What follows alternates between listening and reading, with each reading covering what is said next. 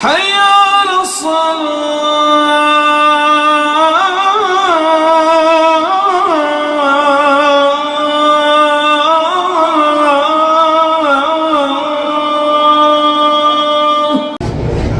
أعوذ بالله من الشيطان الرجيم. بسم الله الرحمن الرحيم. واذكر في الكتاب إبراهيم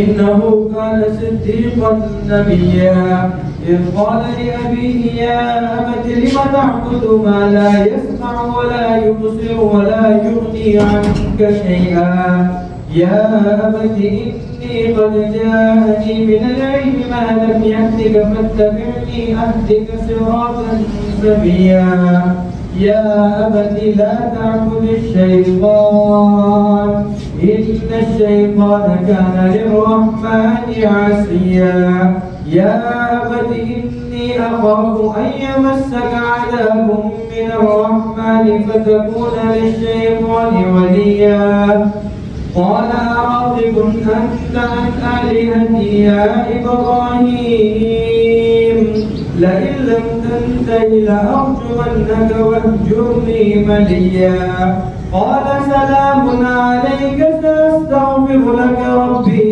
إنه كان بي حفيا وأعتزلكم وما تدعون من دون الله وأدعو ربي عسى ألا أكون بدعاء ربي شقيا فلما اعتزلهم وما يعبدون من دون الله وهبنا له إسحاق ويعقوب وكلا جعلنا نبيا ووهبنا لهم من رحمتنا وجعلنا لهم لسان صدق عليا. صدق اللہ العظیم.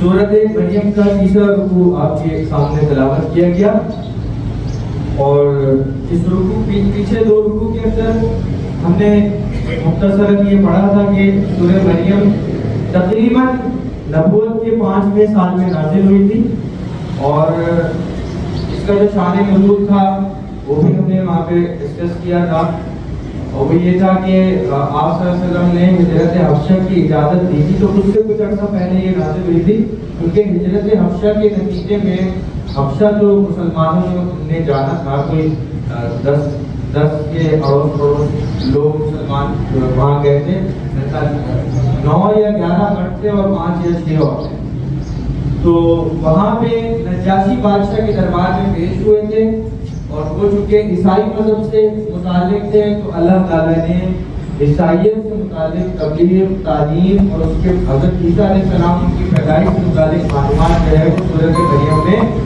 ہجرت حبشہ سے پہلے ہی مسلمانوں کی نالج میں لے کر آ گئے تھے مسلمانوں کی معلومات میں لے کر آ گئے. اس کا نتیجہ یہ ہوا کہ جب نجاشی کے دربار میں پہنچے تو حضرت جعفر بن طیار نے پھر یہ سورت تلاوت کی اور سورت کی آیتیں آگے چلتی تھی اور نجاشی کے آنسو جو ہے وہ بہتے تھے اور پھر اس نے کھڑے ہو کے اعلان کیا کہ میں تو ان لوگوں کو مکہ والوں کو واپس نہیں دوں گا. کیوں نہیں دوں گا؟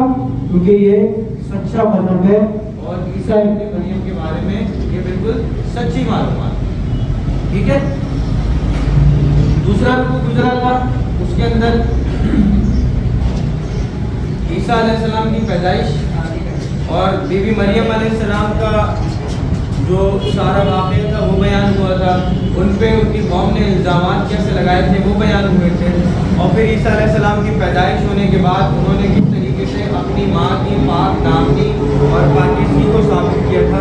یہ تمام چیزیں دوسرے رکوع کے اندر بیان ہوئی. اب یہ تیسرا رکوع ہے اس میں مختصراً بالکل مختصراً ابراہیم علیہ السلام کے واقعے کی طرف اشارات ہیں. ابراہیم علیہ السلام کا تفصیلی واقعہ قرآن میں متعدد مقامات پر موجود ہے جس کے اندر جو ہے وہ ابراہیم علیہ السلام کا ایک تفصیلی واقعہ جو ان کو آگ میں ڈالنے کا ہے نمرود کا یا ان کا جو بت خانے کا ایونٹ ہے کہ ابراہیم علیہ السلام نے تمام بتوں کو توڑ دیا تھا وہ سورۃ الانبیاء کے اندر 17ویں سپارے میں ہے. ہم پڑھ رہے ہیں سورہ مریم کا تیسرا رکوع جو 16واں سپارہ ہے. ٹھیک ہے. یعنی ہم نے اس سے پہلے سورۃ الاحزاب کا سلسلہ سورۃ الکہف کا سلسلہ ختم کیا تھا ایک ایک رکوع. تو اب یہاں پہ यहाँ पे जिक्र होता है वज़्कुर फिल किताब इब्राहीम, और इस किताब में इब्राहीम का तज़किरा भी करो, इब्राहीम का भी जिक्र याद रखो। बेशक वो सच्चाई के खूगर नबी थे, वो सच्चाई के खूगर नबी थे। आगे अल्लाह ताला फरमाते हैं इज़ क़ाल लि अबीही, उस वक्त को याद करते हुए अल्लाह ताला उनका बयान आगे लेके चलते हैं क्या, कि जिस वक्त उन्होंने अपने बाप से कहा, इज़ क़ाल लि अबीही, जिस वक्त उन्होंने अपने बाप से कहा या अबती लिमा ताबुदू, ऐ मेरे वालिद मोहतरम क्यों आप इबादत करते हैं ऐसी चीज़ों की, ला यस्मऊ, जो सुन नहीं सकते, वला युबसिरू, जो देख नहीं सकते, वला युगनी अन्का शैया, और आपको किसी भी काम में कोई फ़ायदा नहीं पहुंचा सकते, कोई काम नहीं कर सकते। वो कौन है? वो कौन है? वो बुत है। ठीक है, इब्राहीम अलैहिस्सलाम के वालिद साहब का नाम था आज़र। ये बुत परस्त तो थे ही थे, साथ में बुत फरोश और बुत तराश भी थे। ठीक है, इब्राहीम अलैहिस्सलाम के वालिद मोहतरम अपने ज़माने में बेहतरीन बुत बनाने वाले थे। ठीक है, और साथ साथ बुत बनाते थे और बाज़ार में जाके उनको फ़रोख्त करते थे। और चूँकि ये एक बेहतरीन बुत बनाने वाले थे तो इनके बुत जो है वो क्वालिटी में बेहतर होते थे और हाथ के हाथ बिकते थे। इब्राहीम अलैहिस्सलाम ने सबसे पहले अपने घर से ये तबलीग का काम शुरू किया, और जब अल्लाह ताला ने इनको नबूवत दी तो इब्राहीम अलैहिस्सलाम को अल्लाह ताला ने पहला काम यही किया था, और इब्राहीम अलैहिस्सलाम ने अपने वालिद मोहतरम से इस बात की तबलीग शुरू की। अच्छा, इब्राहीम अलैहिस्सलाम के ऊपर जब हक़ रिवील नहीं हुआ था, वही नाज़िल नहीं हुई थी, तब भी इब्राहीम अलैहिस्सलाम एक ऐसे पैगम्बर हैं कि जो हक़ की तलाश के तरफ खुद निकले थे। इनके बारे में मैं मुख्तसरन आपको बता देता हूँ कि इब्राहीम अलैहिस्सलाम जिस वक्त, देखो हर नबी को नबूवत मिलने का जो फार्मूला है, अल्लाह ताला की जो आदत है, वो के पिछले रुकू के अंदर आप ईसा अलैहिस्सलाम के बारे में एक मुजज़ा देख चुके हैं कि ईसा अलैहिस्सलाम ने झूले में कलाम करना शुरू कर दिया था। लेकिन वैसे अल्लाह ताला की जो आदत है अम्बिया को बनाने के बारे में, वो है कि 40 साल नबी एक आम आदमी की ज़िंदगी गुजारता है, उसको खुद भी नहीं पता होता कि मैंने नबी बनना है। 40 साल का जब वो हो जाता है, अल्लाह ताला हर तरीके से उस नबी की आजमाइश कर लेता है। लोग उस नबी का रहन सहन, ओढ़ना बिछोना, खाना पीना, उसकी डीलिंग, सारी चीज़ें देख लेते हैं, और उनके ऊपर उनको ये एतमाद होता है कि यार ये इस वक्त सोसाइटी का बेस्ट आदमी है। उसके बाद जाके उसके ऊपर नबूवत नाजिल होती है। कल हम किसी क्लास के अंदर डिस्कस कर रहे थे ईफ़ाए अहद पढ़ते हुए वादा वफा करना, कि आप सल्लल्लाहु अलैहि वसल्लम इतने बेस्ट थे कि हिजरत के मौके पे जिस वक्त आप सल्लल्लाहु अलैहि वसल्लम को कत्ल करने की साजिश हो रही थी और काफिर बाहर फील्डिंग लगा के खड़े हुए थे उनको कत्ल करने के लिए, सूरह अल-अनफाल में इसका तफसीली वाक़या जिक्र है। तो उस वक्त भी नबी का अपने दुश्मनों के बारे में रवैया ये था कि अपने बिस्तर पे हज़रत अली करमल्लाहु वजहहु को लिटा कर गए थे, दो वजूहात की बिना पर। एक तो ये वजह थी कि देखने वाले जो झांक के देखते हैं तो वो थोड़ी देर तक मुगालते में मुब्तला रहे, कन्फ्यूजन में रहे कि यार अभी सो रहे हैं, अभी उठे नहीं, ऊपर से झांक के देखते थे ना वो। और दूसरी मेन वजह ये थी कि हज़रत अली को आप सल्लल्लाहु अलैहि वसल्लम ने वो अमानतें दी हुई थी जो काफिरों की थी। किन काफिरों की? जो बाहर फील्डिंग लगा के खड़े हुए कि मोहम्मद उठे, बाहर निकले तो आज इनको कत्ल करना है। तो ये नबी का कंडक्ट होता है अपनी आम जिंदगी के अंदर, इसका ताल्लुक मज़हब के साथ नहीं होता। इस कंडक्ट की बिना पर लोग उनसे मरूब होते हैं और उसके बाद इस्लाम मज़हब मिलता है, उस नबी को नबूवत मिलती है तो उसके फॉलोवर बन जाते हैं। तो नबी ने पहला ऐलान जो किया था ना, उस वक्त भी उन्होंने ये आप सल्लल्लाहु अलैहि वसल्लम की बात बता रहा हूँ, उस वक्त भी ये ऐलान करके कहा था कि अगर मैं तुमसे ये बात कहता हूँ कि इस पहाड़ी के पीछे, कोहे सफ़ा के पीछे दुश्मन की एक बहुत बड़ी फौज खड़ी हुई है, तो क्या तुम मेरी बात मान लोगे?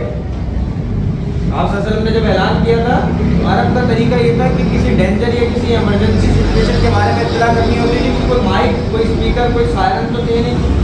वो चढ़ जाते थे सफ़ा पहाड़ी के ऊपर और ऐलान करते थे या सफ़ा, ऐ सफ़ा वालों। सफ़ा के इर्द गिर्द थी मक्का की आबादी, سب جلدی سے جمع ہو جاتے تھے. اس کا مطلب کسی نے کوئی فوج دیکھی آتے ہیں, کوئی حملہ کرنے آ رہا ہے, کوئی قافلہ گزر رہا ہے, کوئی تجارتی قافلہ آ رہا ہے, امپورٹنٹ اناؤنسمنٹ ہوتی ہے. آپ صلی اللہ علیہ وسلم نے زندگی میں کبھی کوئی ایسا کارنامہ نہیں کیا تھا. جب آپ صلی اللہ علیہ وسلم نے کیا تو سب فوری طور پہ جمع ہوئے کہ یار یہ محمد کر رہا ہے تو کوئی ضرور امپورٹنٹ بات نہیں. تو آپ صلی اللہ علیہ وسلم نے سوال کیا کہ اگر میں تم سے کہتا ہوں کہ دشمن کی فوج اس کے پیچھے کھڑی ہوئی ہے تو کیا تم میری بات مان لو گے؟ تو سب نے یک زبان ہو کر کہا کہ ہاں بھائی ہم تیری بات مان لیں گے. کیوں؟ کیونکہ ہم نے تجھے بچپن سے صادق اور امین پایا. یہ نبی کے اوپر بھروسہ ہوتا ہے. وہ الگ بات ہے کہ جب اللہ تعالیٰ نبوت دیتے ہیں اور ان کے خداؤں پہ ضرب پڑتی ہے تو دشمن بن جاتے ہیں. اسی طرح ابراہیم علیہ السلام نے بھی جو اپنی زندگی گزاری تھی اس زندگی کے اندر انہوں نے بت پرستی کبھی نہیں کی, شرک نہیں کیا خدا کی ذات کے ساتھ, بلکہ الٹا خدا کو تلاش کرنے نکلے. ابراہیم علیہ السلام پہلے انہوں نے سوچا کہ یار یہ سورج جو ہے شاید یہ خدا ہے, خود ہی سوچا. ابھی اللہ تعالیٰ نے نبوت کا علم ان سے سرفراز ان کو نہیں کیا. انہوں نے کہا شاید یہ سورج خدا ہے. سورج کی ریڈنگ صرف سوچا, عبادت کرنی شروع نہیں کی, کیونکہ ان کے زمانے میں سورج کی پرستش بھی بعض قومیں کرتی تھیں. پھر انہوں نے کہا یار یہ اچھا خدا ہے, عجیب خدا ہے کہ دن جب تک رہتا ہے اس وقت تک موجود رہتا ہے, اس کے بعد آدھا دن کی چھٹی پر چلے جاتا ہے. تو خدا جو ہے نا وہ کوئی ایسا نہیں ہے جس کو کوئی عارضہ لاحق ہو, کمزور نہیں ہے, ناقص نہیں ہے. خدا کے آدھے دن کا خدا بن سکے اور باقی آدھے دن بنے نہ سکے. پھر انہوں نے سوچا شاید یہ چاند خدا ہے, کیونکہ دیکھو دن میں تو روشنی ہوتی ہے, جب رات کو مکمل اندھیرا ہوتا ہے تو چاند رستہ دکھاتا ہے اس کی روشنی.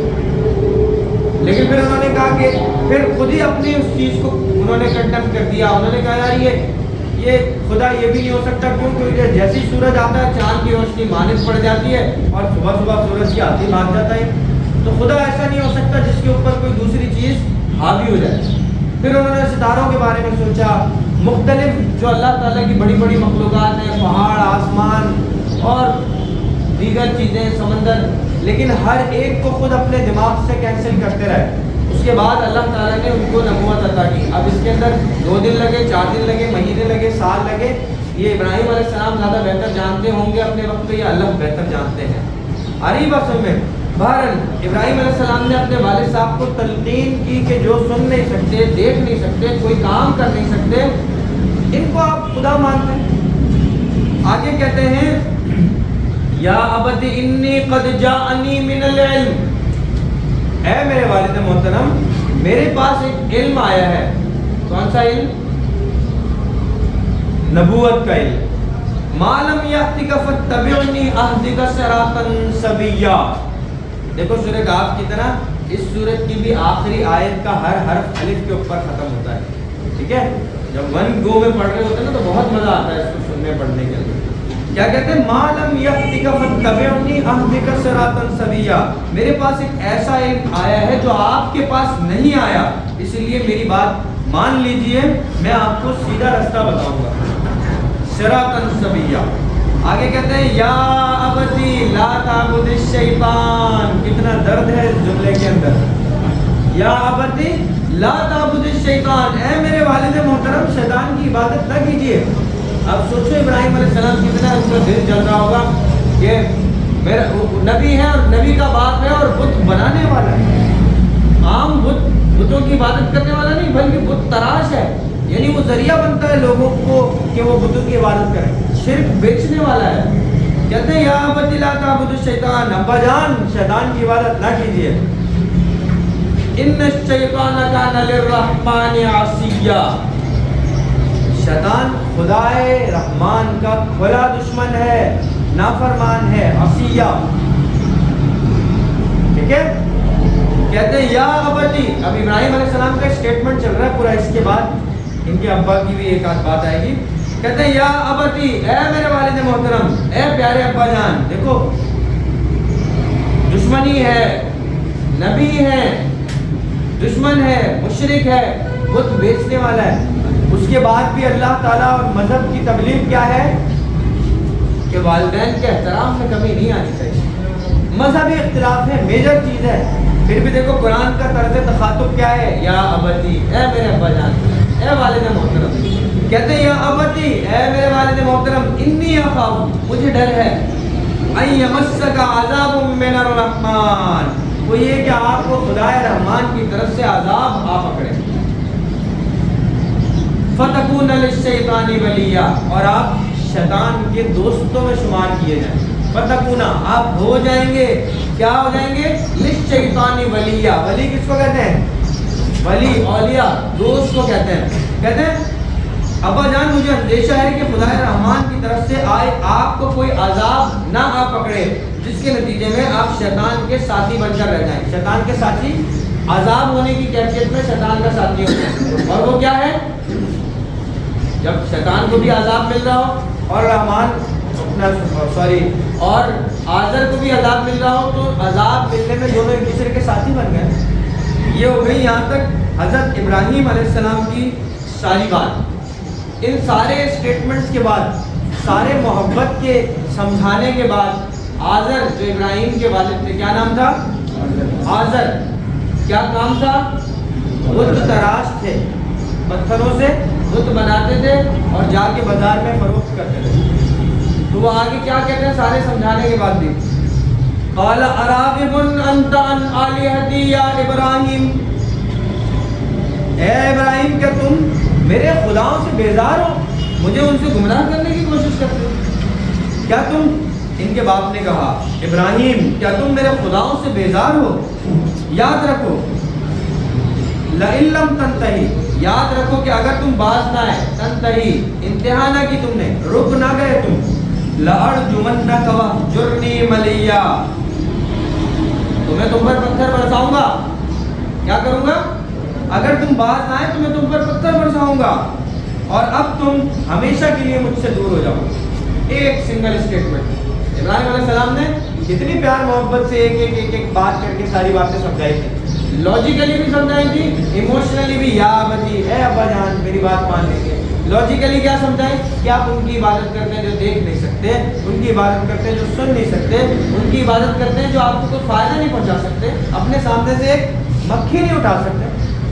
سورۃ الانبیاء کے اندر بہت انٹرسٹنگ قسم کا یہ واقعہ ہے. اس کے بعد کیا ہوا تھا؟ ٹھیک ہے، مختصراً آپ کو میں بتا دیتا ہوں کہ ابراہیم علیہ السلام آرام کر رہے تھے، کیونکہ یہاں پہ وہ واقعہ ذکر نہیں ہے. اس کے بعد کیا ہوا تھا یہاں پہ وہ میں آپ کو اس کی اطلاع دے دوں گا. لیکن اس درمیان میں کیا ہوا، لوگوں کو اس بات کا اندازہ تھا کہ ابراہیم علیہ السلام ان کے خداؤں سے متنفر ہیں. کیوں؟ کیونکہ جس طرح اپنے والد محترم کو سمجھایا اسی طرح اور لوگوں کو بھی سمجھاتے تھے.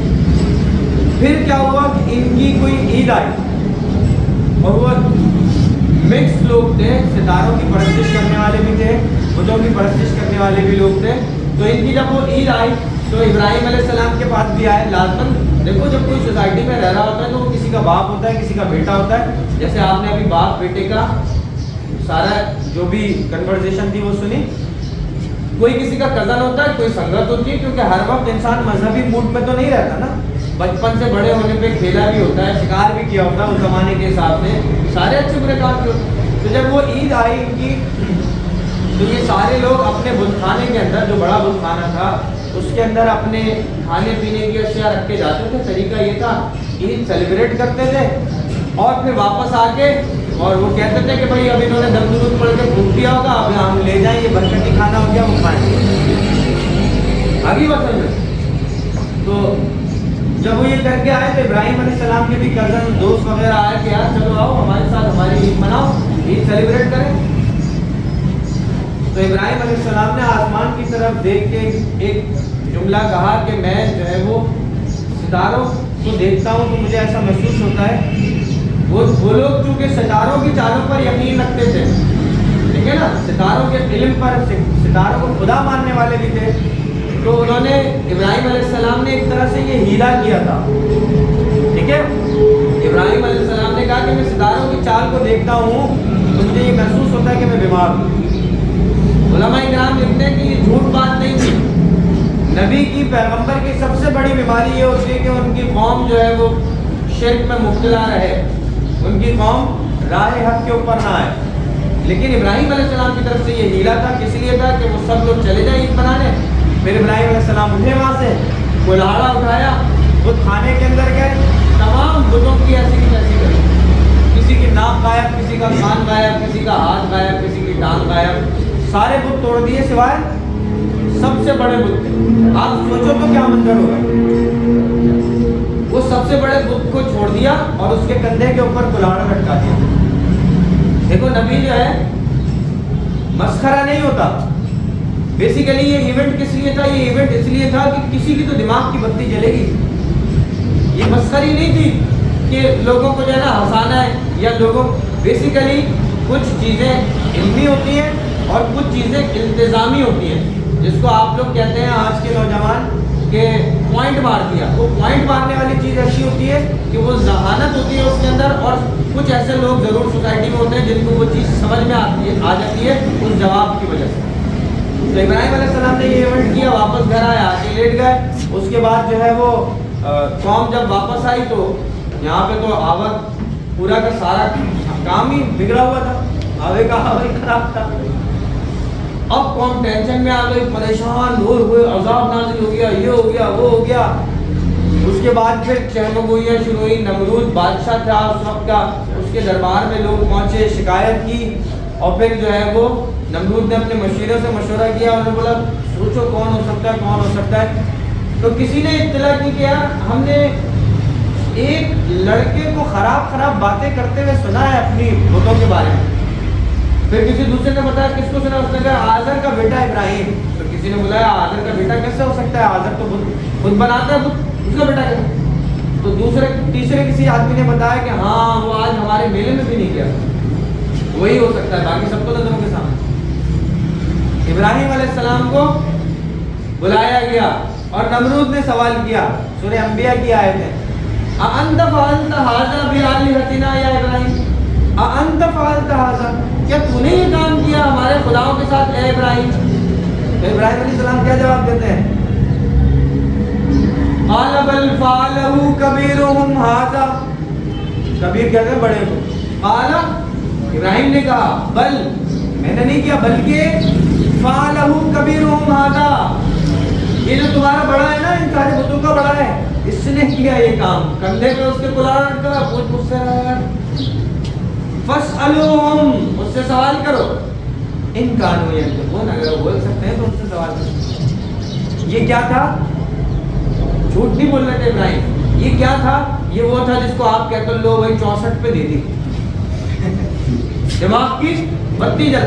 آپ دیکھو اتنی ساری عوام کے اندر, دیکھو معجزے کا کنسیپٹ کیا ہے. معجزہ ایک ایسی چیز اللہ تعالیٰ ایک ان سائنٹیفک طریقے سے کسی چیز کو رونما ایسا کر دیتے ہیں کہ ساری کی ساری امت جو ہے نا, ساری کی ساری اس وقت جو لوگ موجود ہوتے ہیں نا, ایک دم اس کی طرف اٹریکٹ ہو جاتے ہیں. آج کے زمانے میں چیزیں آسان ہیں, ایک چیز سوشل میڈیا پہ ڈال دو وائرل ہو جاتی ہے. اس زمانے کے حساب سے لوگوں کو کسی ایک مدعے پہ اکٹھا کرنا مشکل ہوتا تھا.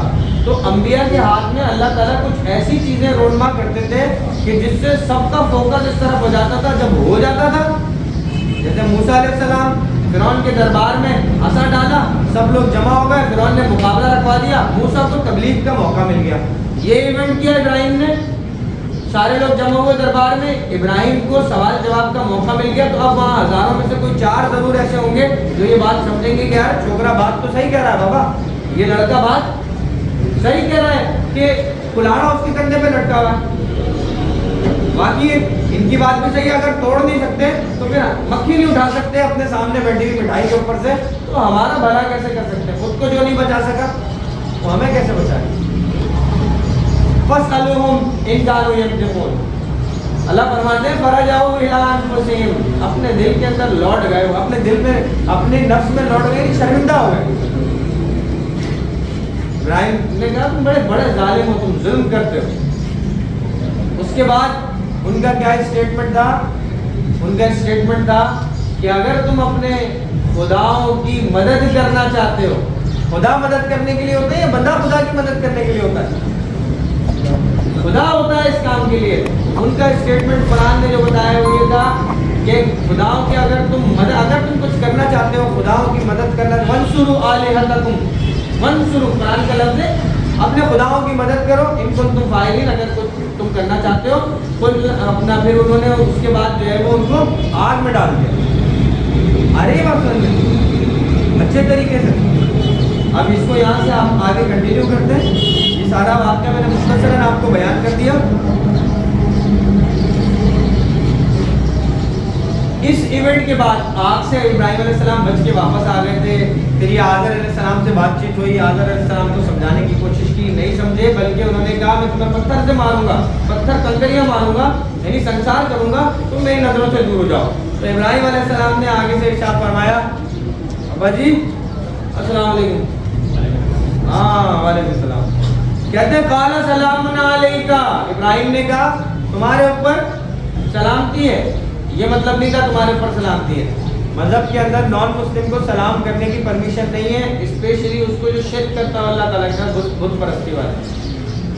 ٹھیک ہے, یہ بیسیکلی الوداعی سلام تھا. اور اس وقت ابراہیم علیہ السلام کو پتہ بھی نہیں تھا کہ اللہ تعالیٰ نے ان کے والد محترم کے حصے میں تقدیر میں مسلمان ہونا یا دین حنیف میں آنا. مسلمان کا مطلب اس وقت کے دین اصل دین کے اوپر آنا لکھا بھی ہے کہ نہیں لکھا. یہ الوداعی سلام تھا, چونکہ باپ کی شکل دوبارہ نہیں دیکھنی تھی. بھارت جو کچھ تھا وہ تھا, لیکن بیٹے تو تھے نا. کہتے ہیں ساستا پھر اللہ کا رب بھی. ابراہیم علیہ السلام جاتے جاتے بھی کہتے ہیں کہ ابا جی میں بیٹا ہونے کا فرض نہیں مانگوں گا, میں آپ کے لیے قریب اپنے رب سے معافی مانگوں گا. انہ کان بی حفیہ, بے شک وہ مجھ پر بہت مہربان ہے. دیکھو ایک تو ابراہیم علیہ السلام اس وقت نئے نبی بنے, ادروائز کسی نافرمان کسی کافر کے بارے میں کوئی کسی نبی کو مغفرت طلب کرنے کی پرمیشن نہیں ہے. نبی سفارش صرف اس کی کر سکتا ہے کہ جو ایٹ لیسٹ اس مذہب کا حصہ ضرور ہو. نبی کو بھی عوامی سفارش مانگنے کی پرمیشن حاصل نہیں ہے.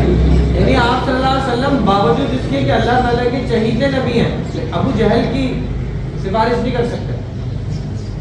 بات سمجھ میں آ رہی ہے؟ ان کی کر سکتے جن کی اللہ تعالیٰ اجازت دے گا. اس کا ثبوت ہمیں کہاں سے ملتا ہے؟ اس کا ثبوت سورہ نبا اما سفاری کی پہلی سورت جو ہے اس کے اندر ہے کہ اللہ تعالیٰ سے جس کو پرمیشن دے گا وہی اس کی اجازت سے بات کرے گا. تو سورۃ الممتحنہ میں اس آیت کے بارے میں وہ جو ابراہیم علیہ السلام نے یہ کی تھی, اس آیت کے بارے میں تفصیل موجود ہے کہ ابراہیم علیہ السلام کو بعد میں پھر اس چیز کا احساس ہو گیا تھا کہ مغفرت نہیں طلب کر سکتے. آگے کہتے ہیں وَآعْتَزِلُكُمْ وَمَا تَدْعُونَ مِن دُونِ اللَّهِ.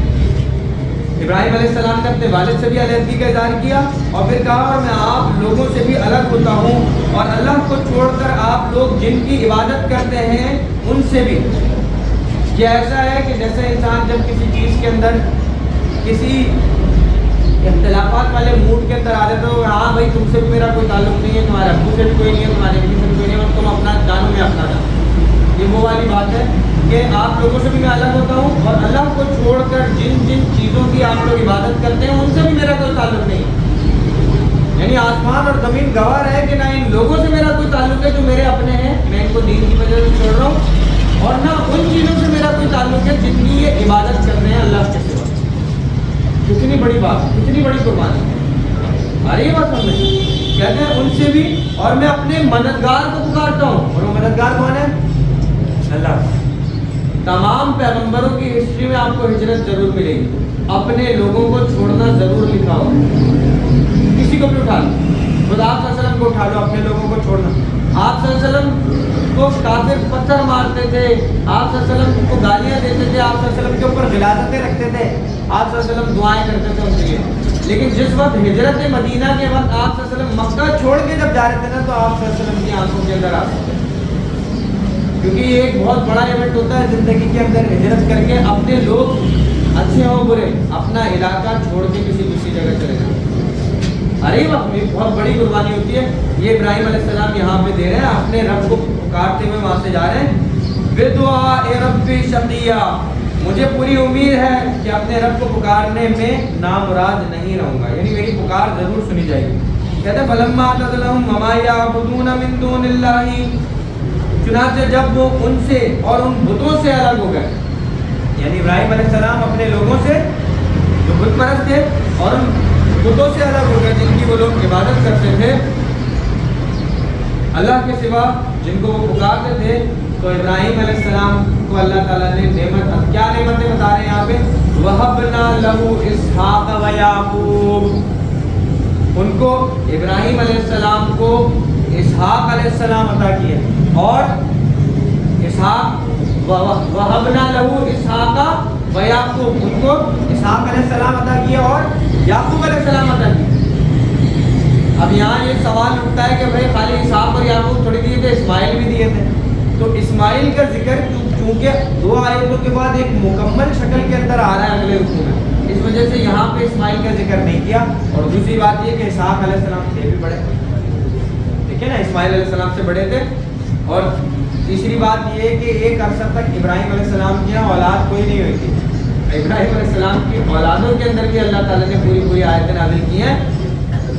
اللہ تعالیٰ یہاں پہ جو بلیسنگ کے طور پہ ذکر کر رہے ہیں وہ بلیسنگ کیا ہے کہ جب اللہ ابراہیم علیہ السلام نے ان بتوں سے اور اپنے لوگوں سے منہ پھیرا اور اللہ کو اپنا مسیحا بنایا تو جو ان کی اولاد نہیں ہوتی تھی وہ اولاد ہوئی. اور آگے فرماتے ہیں وَهَبْنَا لَهُ إِسْحَاقَ وَيَعْقُوبَ وَكُلًّا جَعَلْنَا نَبِيًّا، اور تمام کے تمام کو ہم نے ان کو اسحاق اور یعقوب جیسی اولادیں دی اتنی قابل. وَكُلًّا جَعَلْنَا نَبِيًّا، اور ہر ایک کو نبی بنایا. یہی نہیں ہے بلکہ پھر یعقوب علیہ السلام کی اولاد میں سے یوسف علیہ السلام جیسے سب سے خوبصورت ترین پیغمبر اور سب سے خوبصورت ترین آدمی تھے ابھی تک کے. یوسف علیہ السلام جیسا نبی بھی ابراہیم علیہ السلام کی اولاد ہے. بات سمجھ میں آ رہی ہے؟ اب یہاں پہ ایک چیز بتانے جیسی ہے، ابراہیم علیہ السلام ایک واحد ایسے نبی ہیں کہ ہر امت ہر قوم ان کو اون کرتی ہے. یعنی آپ یہودیت میں چلے جاؤ تو وہ بھی اپنے آپ کو ابراہیم سے جوڑنے کی کوشش کرتے ہیں. عیسائیت میں چلے جاؤ تو وہ بھی کہتے ہیں ہم ملت ابراہیمی پر ہیں. ایون بت پرست جو ہے نا وہ بھی کہتے ہیں کہ ہم ملت ابراہیمی پر ہیں. اور ہم مسلمان تو کہہ ہی رہے ہیں کہ ابراہیم علیہ السلام ہمارے پیغمبر. کیوں؟ کیونکہ ابراہیم کی تعلیمات یہ تھی. کیوں؟ کیونکہ ابراہیم نے کعبہ بنایا، زمزم کا کنواں نکالا، اس کی اولاد اسماعیل نے صفا مروہ کی سنتیں، شیطان کو پتھر مارنا، ساری چیزیں تو ہم نے رکھی ہوئی نا فالو کرنے کی. لیکن ابراہیم علیہ السلام ایک اللہ تعالیٰ کا ایسا انعام و اکرام ہے کہ انہوں نے خداؤں نان مسلمس کے خداؤں کو للکارا تھا. کلاڑی چلائی تھی اللہ کے رستے میں، توڑ دیے تھے نا. تو ابراہیم کو اللہ تعالیٰ نے ساری دنیا میں سارے مذاہب کے لیے امر شخصیت کی حیثیت دے دی کہ ہر مذہب والا اون کرتا ہے ابراہیم علیہ السلام کو کہ ہمارے بڑے تھے، ہمارے بڑے تھے، فالو ہم کرتے ہیں. آگے بیٹا بات سمجھ میں. کیوں؟ کیونکہ اسحاق علیہ السلام ان کی اولاد ہے، یعقوب علیہ السلام ان کی اولاد ہے. تو یہ اسرائیل بنو اسرائیل جو کہلاتے ہیں، بنو اسرائیل کس کا لقب تھا؟ یہ یعقوب علیہ السلام کی اولادیں بنو اسرائیل کہلاتی تھی کیونکہ یعقوب علیہ السلام کا لقب اسرائیل تھا. کہتے ہیں وَوَهَبْنَا لَهُم مِّن رَحْمَتِنَا، اور ان کو اپنی رحمتوں سے نوازا. وَجَعَلْنَا لَهُمْ لِسَانَ صِدْقٍ عَلِيًّا، اور انہیں اونچے درجے کی نیک نامی عطا. ابراہیم علیہ السلام کی بات کریے. یہاں پہ یہ سب سے چھوٹا رکوع ہے سورہ مریم کا. وہ الگ بات ہے کہ ہم نے چونکہ اس کو کنیکٹ کیا سورۃ الانبیاء سے، ابراہیم علیہ السلام کا تفصیلی واقعہ پڑھا، ٹھیک ہے، اللہ کی سنت کے بارے میں سمجھا، آپ صلی اللہ علیہ وآلہ وسلم کے بارے میں جو صادق اور امین والی پوزیشن اور حیثیت تھی اس کو واضح کیا. تو یہ الگ بات ہے کہ تھوڑی سی وضاحت میں ٹائم لگ گیا. ادروائز یہ سب سے چھوٹا رکوع ہے، ابراہیم علیہ السلام کا مختصراً تذکرہ ہے. انشاءاللہ تعالیٰ اگلی نشست کے اندر ہم اگلا رکوع پڑھیں گے اور پھر اس کی تفصیلات کو جانیں گے.